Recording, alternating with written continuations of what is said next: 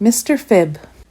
Now I think that we all tell fibs, sometimes to get out of trouble, sometimes to exaggerate what we have done, and even sometimes to avoid hurting other people's feelings, like Mr. Happy telling little Miss Splendid that her new hat looked wonderful, when in fact it looked ridiculous. You might say that this sort of lie makes the world a happier place. However, too many fibs can be a bad thing, as in the case of Mr. Fib, who was never honest.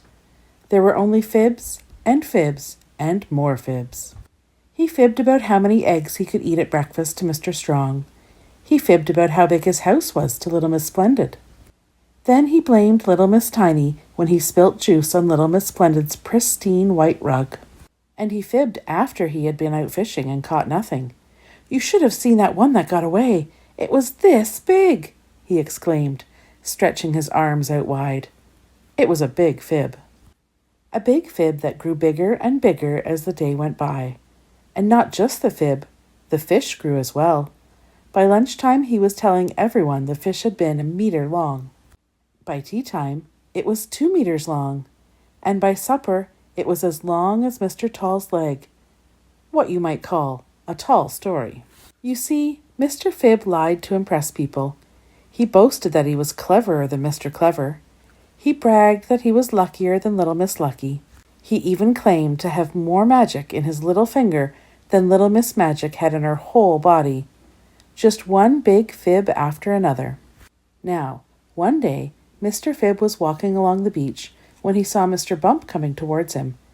As he drew closer, Mr. Bump tripped and fell in the water. Mr. Fib helped Mr. Bump up. Mr. Bump said thank you, and they went their separate ways. A small moment in an uneventful walk. But by the next day, the moment had grown, a bit like the fish he fibbed about. Now Mr. Fib had saved Mr. Bump from drowning. He had saved Mr. Bump from drowning in a terrible storm at sea. He had saved Mr. Bump from drowning in a terrible storm at sea while fighting off a shark. The news of Mr. Bump's rescue went round town in a flash. Mr. Fib was called a hero. He gladly repeated his heroic tale. People told him what a jolly good fellow he was, and patted him on the back. The mayor got to hear of it, and decided that something must be done to reward this remarkable deed. There was a grand ceremony, and the mayor awarded Mr. Fib a medal for bravery. Mr. Fib beamed with pride, false pride. But then, people started to ask questions. Was there a storm on the day in question? Yes, said Mr. Fib. Was Mr. Bump out in a boat?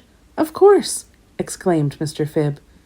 Are there sharks off the coast of Seatown? Undoubtedly, cried Mr. Fib. But the next day, the truth came out. Mr. Bump had not been out to sea. There had been no storm, there had been no rescue, and there was no shark.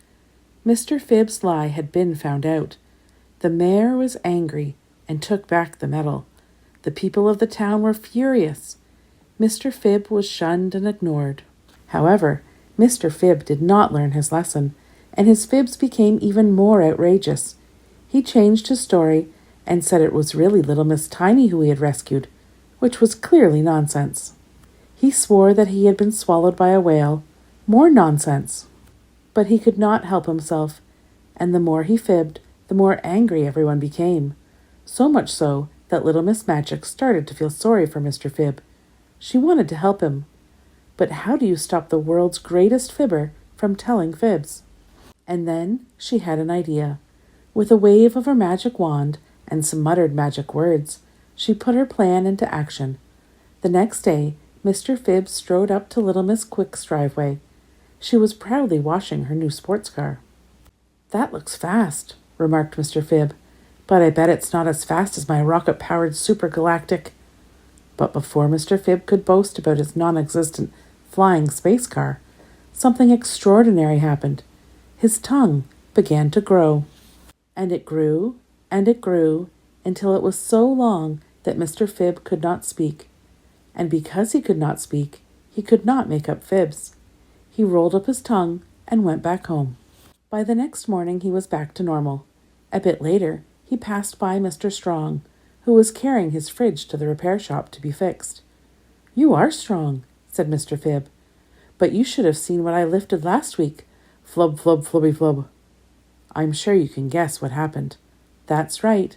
His tongue had grown again, and he couldn't talk properly. And more to the point, he couldn't tell the big fib of how much stronger he was than Mr. Strong. And so it went on all week. Each time he was about to fib, his tongue grew, flub, flub, flubbity, flub. And as the week went by, he became more cautious about what he was going to say. He began to tell the truth. And the more he told the truth, the more everyone believed him. Mr. Fib discovered he liked this new feeling. He liked being believed. In time, he became as honest as the day is long. Little Miss Magic was very pleased for him, and remarkably, everyone came to value Mr. Fib's opinion. "Good morning," said Little Miss Splendid. "What do you think of my new hat?" What should he do? Mr. Fib ummed and awed, and then he fibbed. "It's a very lovely hat." "Well done, Mr. Fib. That was the right answer."